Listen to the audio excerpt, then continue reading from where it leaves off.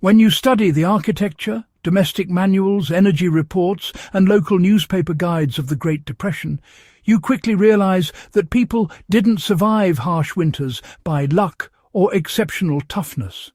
They survived because they mastered insulation strategies so efficient and so overlooked today that many modern homes couldn't match them without expensive upgrades. These were methods born from necessity, not ideology. People insulated their homes to preserve calories, reduce firewood consumption, and keep sickness at bay. What matters today isn't nostalgia, it's the technical ingenuity. Depression-era families created thermal envelopes using materials no contractor would think twice about now. And these systems worked. Some were so effective that modern energy researchers studying vernacular architecture have been surprised at the temperature data preserved in local records. Here are 7 of the most effective Depression-era insulation methods, each still fully usable today, and why they mattered. People use double skins on interior walls to trap dead air, the cheapest insulation in human history. Dead air space remains one of the world's most efficient insulators. During the Great Depression, families who couldn't afford new materials created their own double-wall systems, using old boards, reclaimed beadboard cardboard sheets, and even flattened grain sacks. The principle was simple. Create a second inner layer parallel to the primary wall, leaving a small cavity of still air between the two surfaces. The results were dramatic. Historical household reports from Minnesota, Michigan, and Pennsylvania show temperature gains of 10 to 15 degrees Fahrenheit in bedrooms with double skins compared to single wall rooms using the same heating source. A modern homeowner can replicate this by installing thin interior paneling over furring strips, or by creating removable winter panels from plywood or rigid cardboard backed with fabric. Nothing exotic, just a controlled method for trapping motionless air. Newspapers weren't used as stuffing because people were desperate. They used them because they were effective. Stacked newspapers function like a dense mat of cellulose. During the Depression, families layered newspapers between wall studs, behind baseboards, inside attic crawl spaces, and around window frames. You know, you can still apply a modern version of this principle today. While you may not be packing newspaper into your walls anymore, you can actually create insulated window inserts using layered paper or cardboard, sandwiched between wood frames. Feather beds and quilts weren't just bedding. They were, in fact, full-room insulation systems. In many Depression households, quilts weren't confined to beds. They were hung on interior walls to block drafts, trap heat, and break cold convection currents. A thick quilt has multiple air layers, making it functionally similar to some modern padded insulation blankets.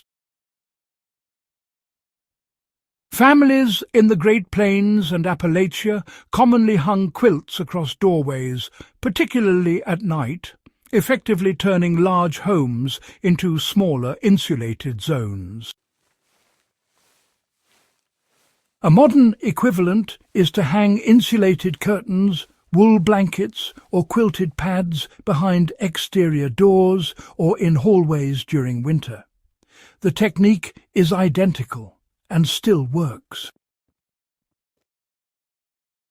Floor insulation often came from materials people already had, like rugs, straw mats and stacked carpets. You know, floors are enormous heat sinks.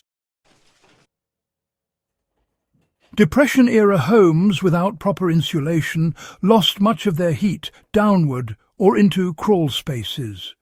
The workaround was pretty straightforward: layer multiple rugs, straw mats and old carpets to create thermal padding. Some households used tar paper under these layers to block wind infiltration from below.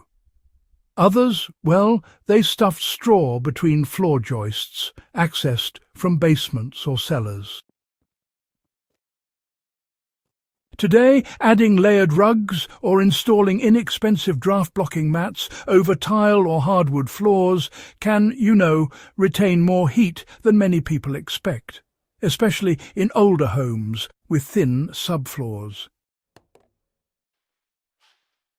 Window sealing was honestly an art form, and it often made or broke a home's winter survivability. People sealed them using everything from cotton batting to homemade putty, wood strips, wax paper and, even dissolved gelatin brushed onto panes to create a thin insulating film. One effective technique was the winter window, which was basically a wooden frame fitted with cloth or cardboard and placed inside the window casing. It wasn't exactly pretty, but, it reduced drafts by up to 70%. This actually has a direct modern application. Interior storm windows. You can, build lightweight frames using clear plastic film or thin acrylic panels and just place them inside your window recesses. Attics and ceilings were packed with whatever would slow airflow, and honestly, it worked better than anyone expected.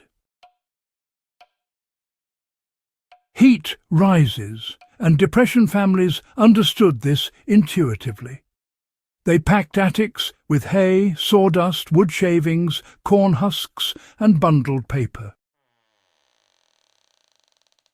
Temperature records from farmhouses in Nebraska and Iowa show that homes with sawdust-insulated attics retained up to 40% more heat overnight compared to uninsulated ones.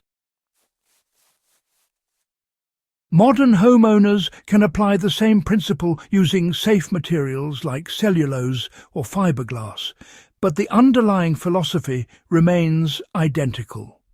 Focus on the attic first.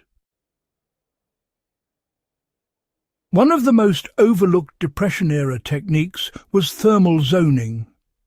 You see, families would designate only 2 or 3 rooms as winter rooms, reinforce them heavily, and concentrate heating there. They blocked off unused rooms with temporary walls made from sheets, boards, spare doors, or quilts. This wasn't crude improvisation. It was energy strategy.